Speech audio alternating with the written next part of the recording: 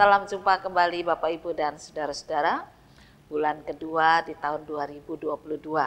Kita akan terus menjalani kehidupan dengan segala problema yang kita hadapi, tetapi kita mencoba untuk tetap setia kepada Tuhan dengan sukacita, bukan dalam kemurungan, bukan di dalam kesedihan, tetapi di dalam kekuatan kasih karunia Roh Kudus. Bacaan firman Tuhan hari ini dari Mazmur 26 ayat 1 sampai 3, bagaimana Daud mengungkapkan siapa dirinya dan oleh karena itu dia juga berani untuk diuji di dalam iman. Mari kita bersama-sama berdoa. Bapa di surga, kami mau mengucap syukur untuk penyertaan yang sudah kami rasakan sampai dengan hari ini. Oleh karena itu biarlah kami juga tetap dikuatkan dan diteguhkan lewat firman Tuhan, supaya perjalanan hidup kami boleh senantiasa mencerminkan kuasa Roh Kudus ada pada kami yang menghibur, yang memberi hikmat dan kekuatan. Berkati hamba-Mu supaya dia dilayakkan membaca memberitakan firman kehidupan. Inilah doa kami dalam nama Tuhan Yesus Kristus. Amin. Dari Daud. Berilah keadilan kepadaku ya Tuhan, sebab aku telah hidup dalam ketulusan. Kepada Tuhan aku percaya dengan tidak ragu-ragu. Ujilah aku ya Tuhan, dan cobalah aku. Selidikilah batinku dan hatiku. Sebab mataku tertuju pada kasih setiamu, dan aku hidup dalam kebenaran-Mu. Bapak, Ibu, dan saudara-saudara, dalam firman Tuhan dikatakan bagaimana Daud meminta, berilah keadilan kepadaku ya Tuhan, sebab aku telah hidup dalam ketulusan. Jadi rupanya dia juga banyak mengalami problem dan gangguan. Oleh karena itu dia meminta kekuatan dari Tuhan, karena dia mengaku dia tuh tulus terhadap Tuhan. Bukan nuntut, tetapi dia mengharapkan jika Tuhan berkenan, biarlah dia mendapatkan kebahagiaan, bisa mendapatkan kebaikan-kebaikan dari Tuhan. Kepada Tuhan aku percaya dengan tidak ragu-ragu. Ini yang Daud yakini dan Daud imani. Daud berani berkata di hadapan Tuhan, aku tidak ragu-ragu, aku percaya penuh. Aku sungguh-sungguh yakin Engkau Allah yang hidup, yang mengasihi dan memberkati. Lalu ayat 2, ujilah aku ya Tuhan, dan cobalah aku, selidiki apakah aku ini pembohong, aku ini orang yang tidak jujur di hadapan Tuhan, atau orang yang mencuri kemuliaan Tuhan. Selidiki, kalau memang itu terjadi, tegurlah aku siap untuk memperbaharui. Dan itu memang terjadi ketika Daud melakukan kesalahan, ditegur oleh Tuhan, Daud nangis di hadapan Tuhan dan memperbaiki diri ya. Lalu ayat ketiga, sebab mataku tertuju pada kasih setiamu dan aku hidup dalam kebenaran. Mataku tertuju hanya pada kasih setia Tuhan. Oleh karena itu sekalipun ada banyak musuh di sekitarnya yang menggoncang dia tidak takut, dia tidak ragu-ragu, sebab dia yakin Tuhan akan tetap menolong dia. Kepadamu mataku tertuju, sebab aku yakin kasih setia dan kebenaran itu dapat menjadi topangan, dapat menjadi kekuatan dan tuntunan di dalam menjalani kehidupan. Bapak, Ibu, dan saudara-saudara, ada seorang ibu yang punya 4 anak. Yang sulung itu laki-laki, yang kedua perempuan, yang ketiga laki, yang keempat perempuan. Ya. Nah kemudian ketika perang tiba, maka anak sulungnya itu harus ikut dalam medan perang. Ya, harus membela negara. Dengan menangis, ibu itu merelakan kepergian anaknya. Ya, katakan, nak, ya kalau harus membela negara ini itu tugas panggilan yang tidak bisa dihindari. Tetapi ibu akan selalu berdoa supaya kamu terlindungi oleh kasih setia Tuhan. Jangan lupa berdoa ya nak. Nah pesan itu dipegang terus oleh anaknya dan anak ini maju perang. Tetapi apa yang terjadi kita tidak tahu di medan perang karena tidak ada HP ya zaman dulu. Surat-suratan juga susah. Namun ibu itu dengan setia, setiap hari dia selalu berdoa untuk anaknya ini. Dia katakan, lindungilah, mampukan dia melakukan tugas dengan baik. Kalau dimungkinkan mengasihi musuh, kalau tidak dimungkinkan ya harus dilakukan eksekusi, ditembak ya apa boleh buat, ampunilah dosanya. Itu yang dinaikkan dalam doa oleh ibunya ini. Lalu setelah perang usai tidak ada kabar. Apakah anaknya ini mati atau hidup? Ya. Nggak ada yang tahu, pasukan-pasukan ditanya udah nggak ngerti semua. Karena terpencar-pencar katanya begitu ya. Akhirnya dia hanya bisa menangis di hadapan Tuhan dan melanjutkan kehidupan dengan kekuatan dari Tuhan. Artinya apa? Dia sedih, dia terpukul, tapi dia tidak mau tunjukkan itu di hadapan keluarga. Dia tetap ceria, tetap tersenyum. Hanya satu hal. Setiap hari kursi makan anak sulungnya itu tetap dikosongkan. Tidak boleh diisi.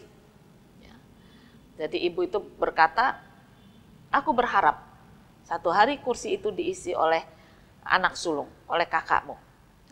Loh, tapi makanannya ini kan cuma cukup untuk kita berlima. Iya, tapi ibu selalu sedia makanan segar, artinya yang belum diolah. Dan ketika kakakmu sewaktu-waktu datang, ibu akan mengolahnya dengan cepat.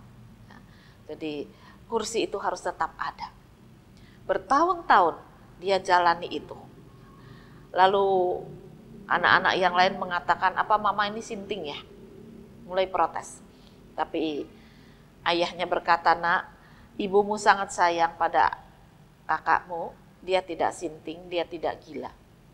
Lakukan saja apa yang dia minta, toh kamu juga tidak rugi.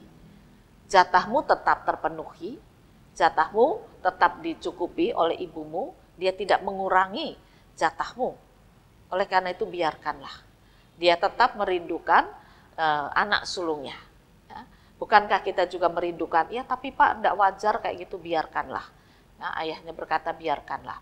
Karena ayah tahu bahwa ibumu itu tidak ngawur, tidak sinting. Ya. Ibumu tiap hari tetap berdoa supaya jika dimungkinkan dia melihat kembali anak sulungnya. Dan dia siap untuk menyambut anak sulungnya itu. Ya. Akhirnya waktu berjalan terus dan suaminya itu meninggal karena sudah tua ya. Ibu ini juga sudah mulai rabun matanya. Nah, ketika dia sudah tidak bisa melihat dengan baik, tubuhnya sudah lemah, dia tahu bahwa kursi itu masih tetap kosong, anak-anaknya yang 3 sudah menikah, dan dia cuma tinggal dengan seorang pembantu, lalu dia mengatakan, Tuhan, apakah harapanku harus diganti? Ya. Jadi di dalam doanya kemudian dia berkata begini, Tuhan, jika memang anakku ini sudah tidak ada, izinkan aku berjumpa kembali dalam kerajaan-Mu yang mulia. Nah, jadi sekarang ganti doanya, bukan kepingin ketemu anaknya di dunia, tapi dia menyadari tubuhnya sudah renta, oleh karena itu dia berkata, teguhkan imanku supaya aku bisa berjumpa dengan anak sulungku, dengan suamiku, dengan gereja, orang-orang percaya di seluruh dunia. Lalu dia berpesan kepada 3 anak mantu cucu itu ya, bahwa hendaknya kamu juga selalu berdoa untuk bisa dipertemukan di dalam kerajaan surga. Jangan goyah imanmu, apapun yang kamu alami. Ya. Kamu harus selalu berdoa, Tuhan pertemukan kami kembali dengan keluarga ini dalam kerajaan Tuhan. Nah, setelah dia mengganti doanya, dia ingin berjumpa dengan anaknya dalam kerajaan Bapa. Lalu 2 bulan kemudian terjadi peristiwa yang mengejutkan.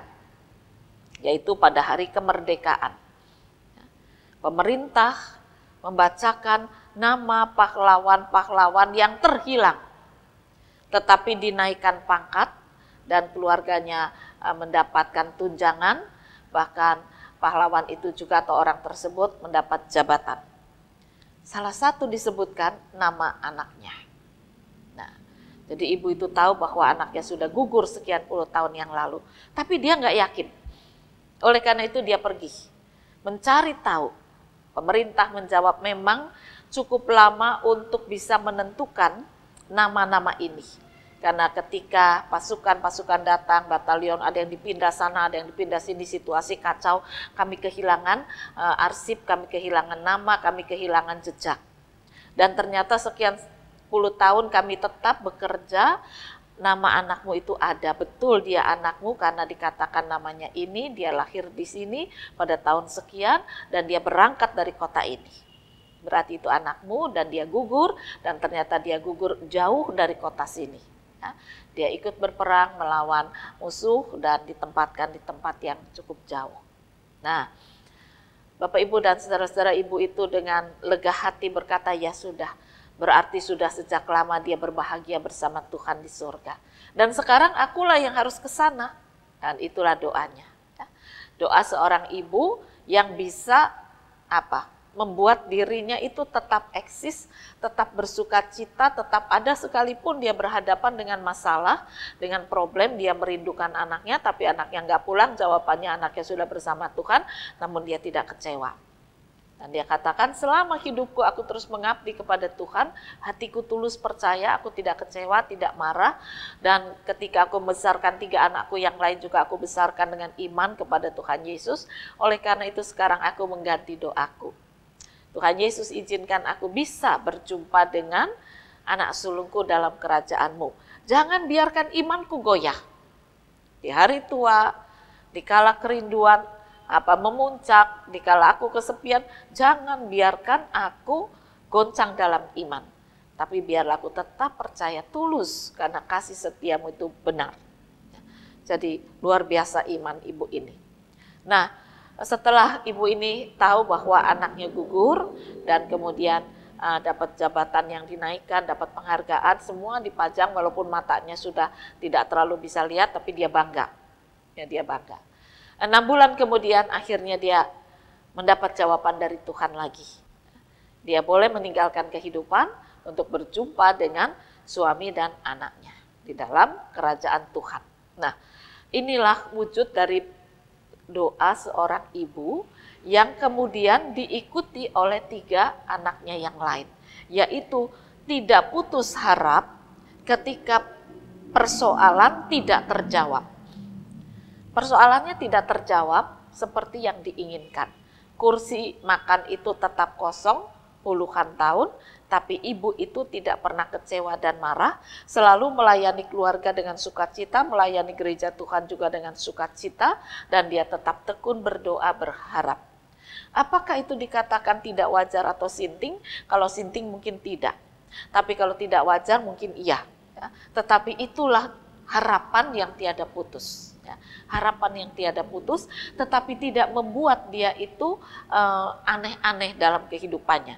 Ibu ini tetap normal, ibu ini tetap menjalankan tugas panggilannya sebagai gereja Tuhan yang hidup. Dia banyak melayani Tuhan melalui kegiatan-kegiatan, dia lakukan pekerjaan rumah tangga dengan baik, dia lakukan pekerjaannya di kantor juga dengan baik. Nah, semua ini berbuahkan hasil ketika akhirnya Tuhan menjawab doanya, ketika doa itu sama alurnya dengan apa yang Tuhan rancangkan. Jadi semula bertahun-tahun dia doanya kan kepingin ketemu anaknya supaya bisa duduk makan bersama lagi. Ya. Tapi setelah akhirnya dia sadar, wah nggak bisa deh, ini kemungkinan anakku sudah tidak ada. Kalaupun ada mungkin dia sudah lupa aku, maka aku berdoa kalau memang dia ada di surga, pertemukan aku di surga. Dan itu yang dijawab Tuhan. 2 bulan setelah dia berdoa seperti itu, pemerintah dipakai oleh Tuhan untuk menjawab, memang betul anakmu sudah gugur. Dan karena itu kalau kamu kepingin ketemu, mari. Nah, Tuhan sediakan tempat juga bagimu. Dan dia berangkat dalam sukacita. Nah, yang menarik adalah 3 anak yang lain. Akhirnya mereka berbekal doa seorang ibu. Tidak boleh putus harap. Mau dikatakan aneh ya terserah. Tetapi aku tetap percaya kepada Tuhan Yesus. Dikatakan kamu ini orang yang gak wajar karena percaya Tuhan Yesus, terserah. Tapi imanku tetap pada Tuhan Yesus. Karena pada akhirnya aku melihat jawaban dari Tuhan kepada ibuku. Ini yang menguatkan iman 3 anak yang lain. Menantu, cucu semua akhirnya mempunyai iman yang kuat. Karena mereka belajar bagaimana harapan yang tiada putus, ketulusan kepercayaan di hadapan Tuhan, bukan dengan cacian, kekecewaan, kemarahan, tetapi dengan sukacita. Walaupun doanya belum terkabulkan, sampai akhirnya dia sukacita sungguh-sungguh, doanya dikabulkan. Sukacita yang pertama, dia tahu anaknya gugur, dia lego gitu ya. Dan kemudian sukacita kedua ketika dia meninggalkan kehidupan ini untuk betul-betul berjumpa dengan anak sulungnya. Saudara-saudara, terkadang memang kita menaikkan doa, tetapi kita mengeraskan hati, kita ngeyel untuk meminta seperti yang kita inginkan dan bukan yang Tuhan kehendaki. Ibu ini berani mengganti doanya setelah sekian puluhan tahun dia salah, dia akui di hadapan Tuhan, saya percaya sungguh, ampuni saya mungkin doanya keliru, dan sekarang jika Tuhan berkenan, tunjukkan doa yang benar. Dan itu yang sejalan dengan rancangan Tuhan. Dipertemukan atau mendapat jawaban bahwa anaknya memang sudah gugur, meja itu akan tetap kosong, kursi itu akan tetap kosong, tetapi iman ibu tidak boleh kosong. Dan dengan kebahagiaan yang meluap, dia akhirnya berkata, pertemukan aku kembali. Dan itulah yang dijawab oleh Tuhan juga. Nah, saudara-saudara, apa yang dialami Daud dalam firman Tuhan, dia belajar untuk memahami kehendak Tuhan. Ada banyak hal yang tidak sama dengan pikiran dia, pengen bangun bait Allah aja nggak boleh, ya, tapi dia tidak kecewa, tidak marah, tidak jengkel, dia lanjutkan tugasnya. Sampai akhirnya dia tinggal di bait Allah kekudusan yang maha mulia. Disitulah Tuhan menjawab doanya bahwa Daud boleh tinggal di bait Allah yang dibangun oleh Allah sendiri dan bukan oleh tangan Daud. Apa rencana Tuhan? Ya itulah yang terjadi, bahwa Tuhan mewariskan pembangunan itu kepada anaknya, dan kita bisa tahu akhirnya terpecah dan rusak, terbakar. Coba kalau Daud merasakan itu, hatinya lebih sakit. Tuhan tahu, oleh karena itu Tuhan mengatakan lebih baik kamu tinggal di bait Allah yang aku bangun dalam kerajaan yang mulia.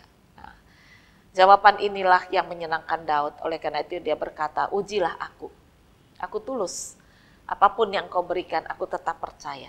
Mari kita belajar dengan tulus percaya pada Tuhan Yesus. Apapun yang Tuhan karuniakan, kita yakini itulah jawaban Tuhan yang terbaik, pimpinan Tuhan yang paling benar, menuntun jalan hidup kita di tengah dunia ini, hari ini dan hari esok.